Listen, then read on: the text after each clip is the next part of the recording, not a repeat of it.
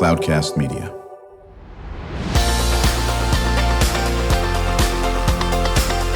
Drew Schlosberg Spotlight on the Community Show, amplifying the voices of social impact organizations, entrepreneurs, local nonprofits, and other community champions who shape the culture, creativity, and connectivity of San Diego. Brought to you by Mission Fed Credit Union, bringing good things to San Diego for over 60 years. Learn more about what is good for you and good for all by visiting www.missionfed.com. I'm Drew Schlosberg of Cloudcast Media. We are thrilled to have a very cool cat in the studio with us today, Juan Carlos Acosta. He's the artistic director for SACRA PROFANA. It is San Diego's premier professional choral ensemble.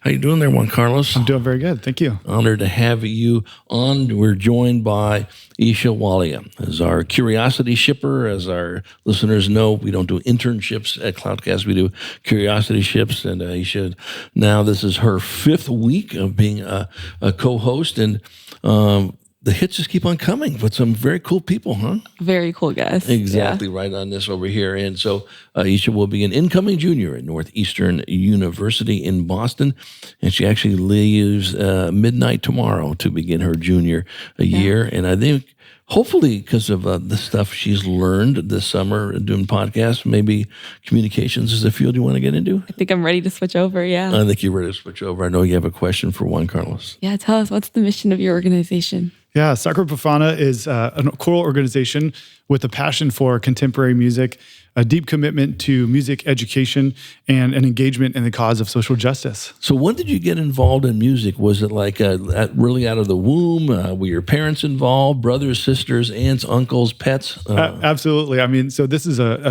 now a family lore in that when my mom was pregnant with me, she was learning guitar, and she would put the guitar, the acoustic guitar, on her belly and then play guitar with me inside. And so I pretty much came out of the womb, with music. And we still have like cassette tapes of me at like 5 or 6 years old singing along with TV theme shows and hits from the radio and that kind of thing. What type of music does she play? She plays everything. She was mostly a church musician, but she loved like Joan Baez and John Denver and kind of the folk stuff. Yeah, the reason why I say that, my mom was an artist. I'd say, passed away at 95 years young, but played music with a little folk group, having fun and all that business. And so I learned with the Kingston Trio and Peter, Paul, and Mary. And again, all the listeners are going to the Googler and going, "What are you talking about?" right there on these folks. I actually became good friends with Peter Yarrow. And he got to sing for my mom, and it's pretty cool on this. So how'd you get involved with this choral ensemble? Yeah, so I've known about them since their inception back in 2008, and their founder, Christian Oberoi, and I were colleagues and friends kind of operating in the San Diego community. And so I had a lot of respect for them. And in 2015, they advertised the position of associate artistic director. And I had a number of friends in the choral organization, and they were like, "Oh, you should apply.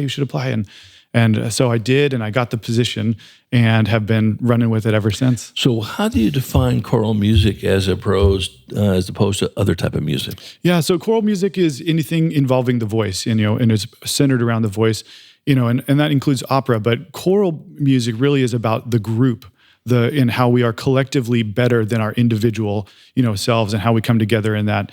And so it's a really beautiful thing. So is a cappella part of that? Absolutely. A cappella, symphonic, orchestral, choral music, that's part of it, and everything in between.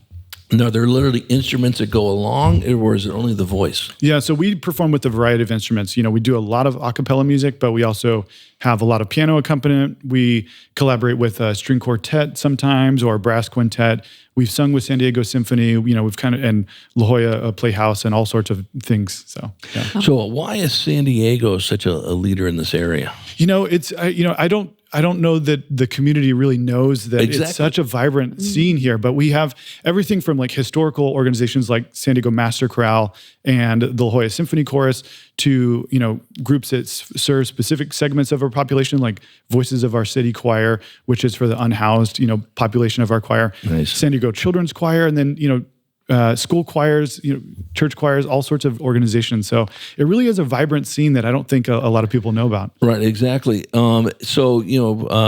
my good friends and my ex-wife, and we're very, very close with her. She runs Classroom of the Future Foundation.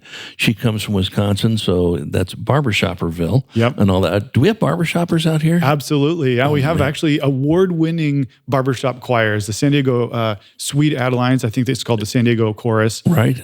They're going to international championships this year, so yeah. And I had them on. I had them on my show many moons ago on that aspect of it.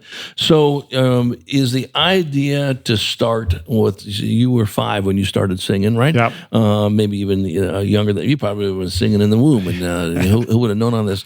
You want to start with them when they're really young, correct? Absolutely. Yeah. I mean, it's a great thing to do. You know, the voice is your body. You know, the human voice is a human body. And so it's just a chance to kind of get connected to that, but then also the opportunity to make music with other people. And the voice is the most accessible instrument. It's the most human of instruments. So, do you still sing? Oh, absolutely. Are you part of the ensemble? Yeah. From time to time, you know, we have some great assistant and guest conductors. So when somebody else is up waving their hands, I usually grab the music and make my way over to the tenor section. So, you know, we had on the conductor and the head of the organ pavilion on our show, who's spectacular for 75 different reasons. And do you ever sing with them at all? Yeah, we have done some collaborations with San Diego Organ Pavilion. We had done, before the pandemic, we did a San Diego Sings Festival that was always at the Organ Pavilion, so we got a chance to perform with them and everything. So that's great. We're chatting with Juan Carlos Acosta, the artistic director of SACRA PROFANA. It is the premier professional choral ensemble in San Diego. I'm Drew Schlosberg. You're listening to another edition of Drew Schlosberg Spotlight on the Community Show, the nation's longest-running community podcast. We're now in our 17th year broadcasting these beautiful Scripps Ranch, area where Mission Fed headquarters is located. Mission Fed's been doing great things for more than 60 years in our community, for everything from the arts to education and everything in between. Joined by Isha Walia, our curiosity shipper, and my co-host. She'll be entering her junior year at Northeastern University in Boston imminently, because she leaves, I guess, midnight for a red eye. Is that right? Yeah, midnight tomorrow. Exactly. I know you have another question for Juan Carlos. Yeah, so this is the 15th season of concerts. Yeah. Wow. So 5 concerts coming up. Tell us about those and the different social justice themes that they all address. Yeah, thank you. You know, we're really excited. It's hard to believe that it's 15 seasons. You know, with this organization, it still feels like an upstart, but we're pretty well established. And each of our concerts this season has a specific topic that we are engaging and considering. And so, and then we're trying to partner that with a different social justice movement or a community movement. So the first one is called The End is the Beginning, and it is dealing with issues of life and death and grief. And we are kind of drawing attention to our unhoused population in San Diego, which is a major issue. And over several years, I had the opportunity to participate in an interfaith vigil run by the San Diego Rescue Commission, and that drew attention to the unhoused that died on the streets that previous year. And so we did this for several years in a row. And so we'll be partnering with that organization. So we'll be considering those that have lost their lives and dealt with grief, as well as the issue of homelessness in San Diego. So, yeah, one of our frequent guests is Deacon Jim Vargas, Father Joe's Villages, and we've had Donnie D on in the past from San Diego Rescue Mission. And you're 100% correct. You can't go a day without either reading about the unhoused or seeing the unhoused or talking about the unhoused, and all serious issues here. Talk about some of the other concerts. Yeah, so in December, we will be talking about, or we will be engaging the topic of peace on earth, which seems timely all the time, unfortunately. Exactly. And so we will be doing a piece called Dona Nobis Pacem, which was inspired by the events of World War I, which unfortunately have some kind of similarities to the current conflicts in Europe. And so we'll be doing that, and then kind of highlighting how we bring peace on earth. And then in February, we'll be doing a program centered around the issue of racial equality called The Hope of Loving. And then in April, we will do something about the beauty of the earth. It's called A Cathedral of Trees, and we'll be talking about kind of environmental stewardship. And then in June, in collaboration with Pride Month, we'll be talking about A Space to Belong, which is about safe spaces for marginalized communities. What 5 unbelievable topics, and the audience is from kids to adults and everything in between. Yeah, absolutely. Yeah. Do you work with the schools on these at all? Those are just unbelievably phenomenal and spot on topics. Yeah, thank you. Yeah, we're heavily engaged in music education. A number of our folks that sing in the choir, the professional singers in the choir, are music education professionals. And then we have a partnership with San Diego Unified School Districts in which we are able to get out into the schools and do workshops with them, talk about some of the programs that we do, talk about what it means to be a choral musician outside of the school setting, and then just kind of resource the teachers and the students with their music making. So. Yeah, do you work with the VAPA Foundation? Absolutely, yeah. They're a frequent guest on our Spotlight show. Let me get back to this. I spent many years writing curriculum for San Diego Unified, and have since have had a curriculum business. So I'm always fascinated by when we take real life stuff like choral ensembles and then tie in a curriculum to it. Are there guides at all that when you talk? Every one of these topics is just so great to connect. Hey, this is what happened in World War II, but if you don't look too far to the east of us, it's happening back in Europe. Do you talk about those? Are there learning guides? Are there topics? No, and for each of these, we really try to partner with another group in the community that is engaged in this work and kind of draw attention to them. Right. Sometimes as artists, it feels like we have no ability to engage these very important issues. Right. And so, many of us are involved in nonprofit organizations otherwise, but we always try to partner with an organization. So for the first concert, it'll be San Diego Rescue Mission. Yeah. Right, exactly. But I think it's just, what's so cool about this is here you're bringing the stuff to life, obviously through music and singing and choral and all that business. But it talks about this stuff as, historical. If you don't learn from what happened in the history, you're doomed to repeat it again.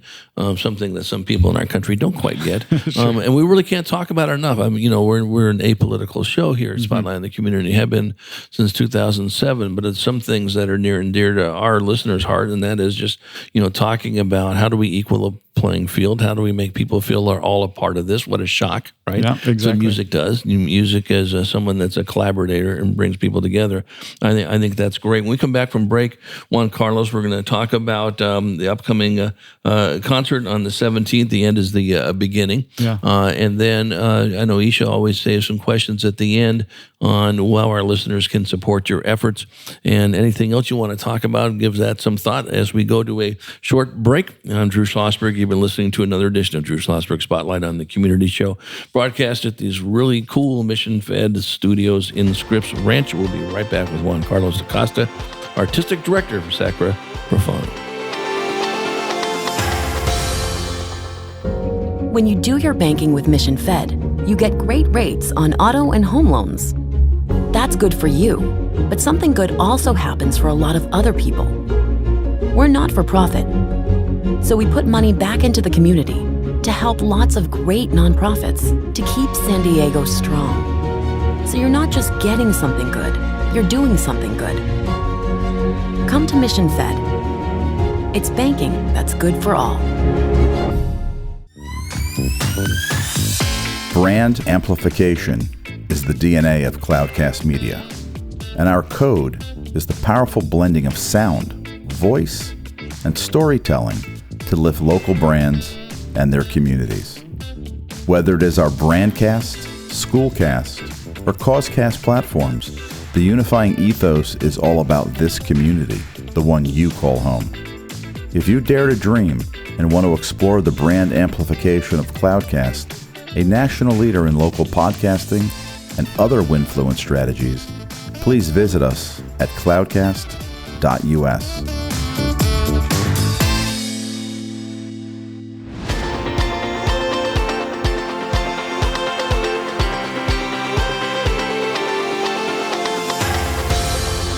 I'm Drew Schlosberg of Cloudcast Media. You're listening to another edition of Drew Schlosberg Spotlight on the Community Show, the nation's longest-running community podcast. We're now in our 17th year. We are honored to have in the studio Juan Carlos Acosta, Artistic Director for SACRA PROFANA. They are the leading and premier professional choral ensemble in San Diego. I am joined by my co-host, Isha Walia. She'll be an incoming junior at Northeastern University in Boston.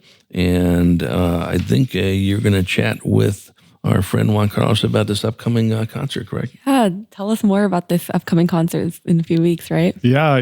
The opening of our season will be in September 17th at First Presbyterian Church, downtown San Diego. Historic church. We're really excited to perform there. We haven't done that on our own concert before. And we're really excited about this program.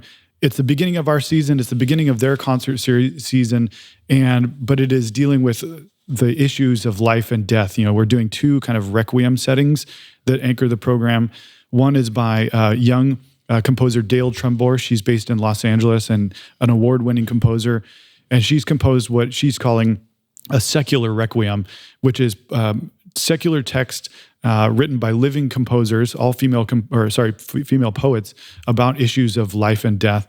And so we will be pairing that piece. It's a beautiful, very personal piece with Herbert Howell's Requiem. Herbert Howells is an English composer who was operating in the middle of the 20th century.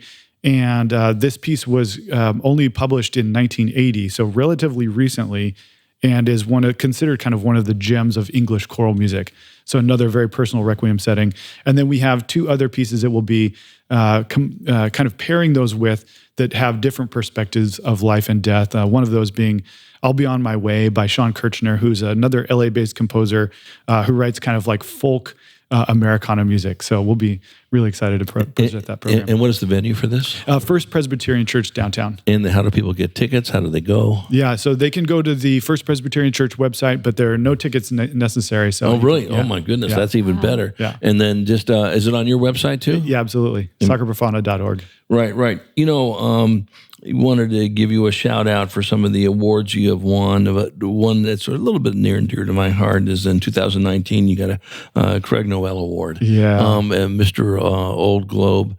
We did some work with Craig on a project we called You Be the Critic, where we worked with those folks to come up with a critic review, and whoever won got a 10-day trip to Europe on this.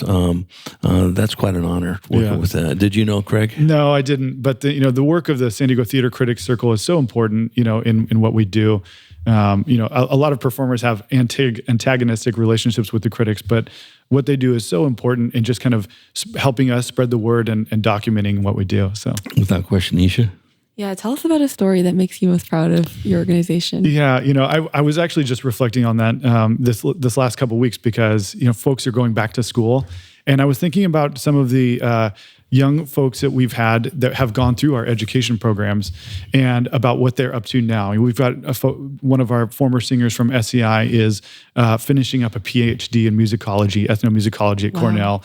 We've got singers who are close to graduating in vocal performance from prestigious universities, and then we've got folks who are also just doing things like an MBA and doing med school prep and law school and all sorts of things like that. And I just love how we see the trajectory of those lives and how what they've gone on to do. So that is just something that I'd been reflecting on because the beginning of the school year starting, you're heading off to school, and it's just it's a beautiful thing to see.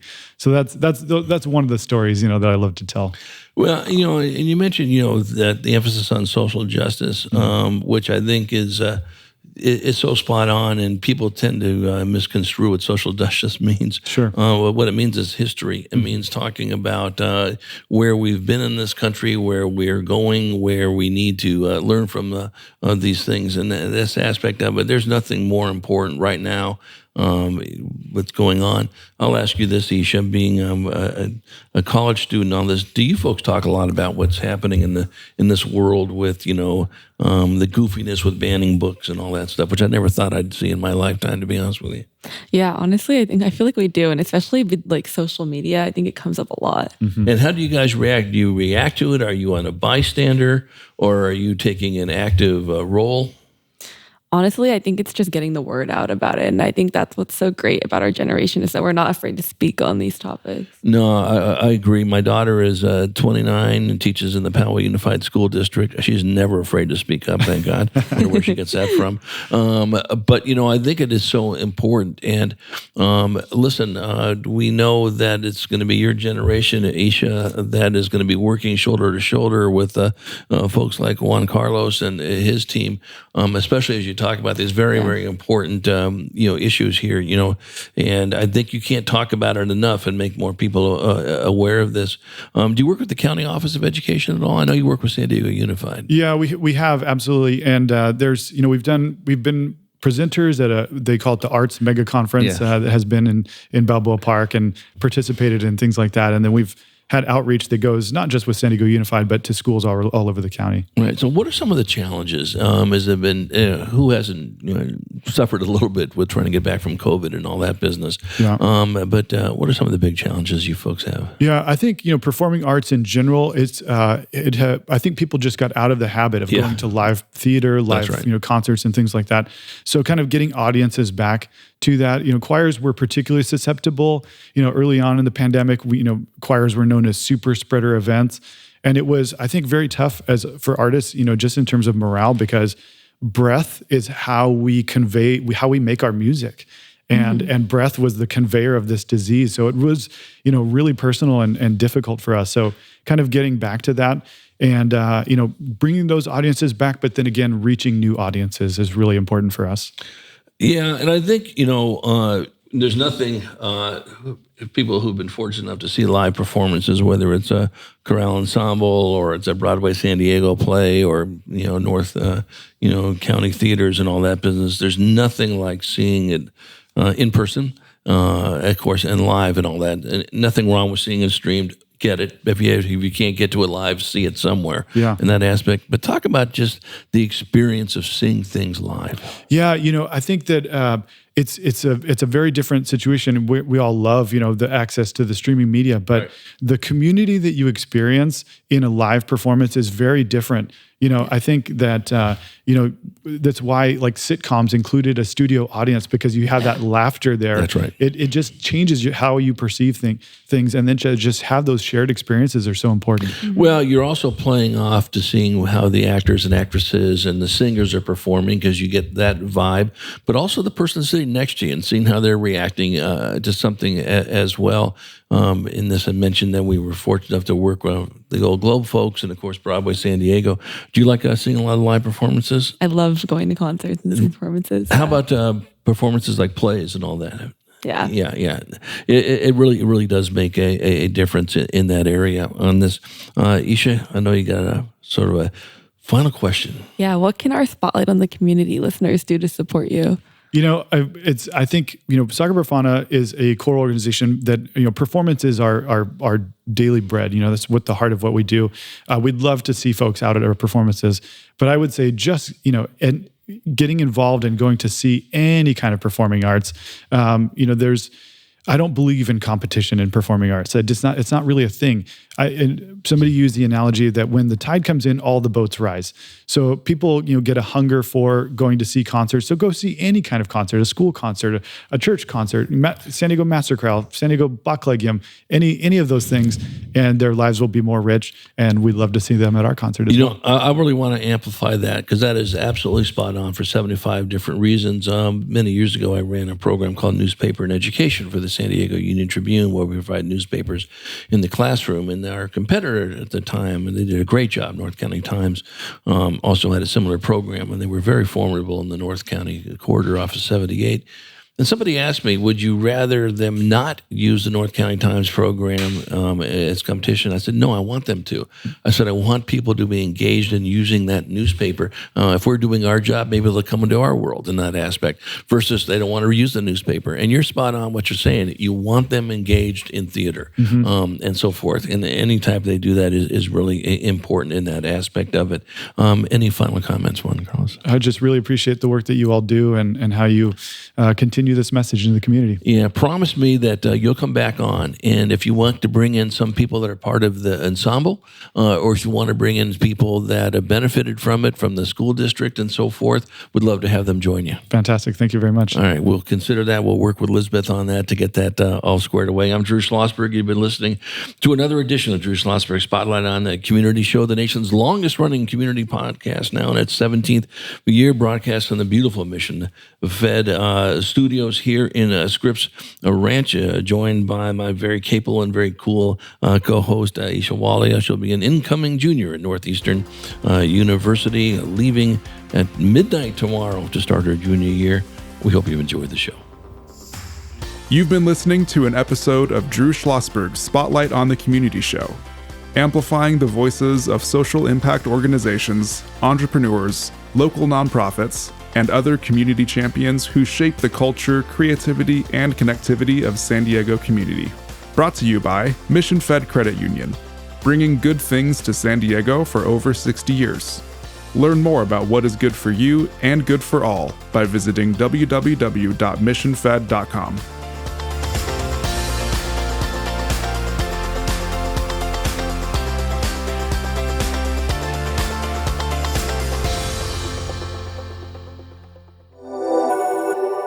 Cloudcast Media.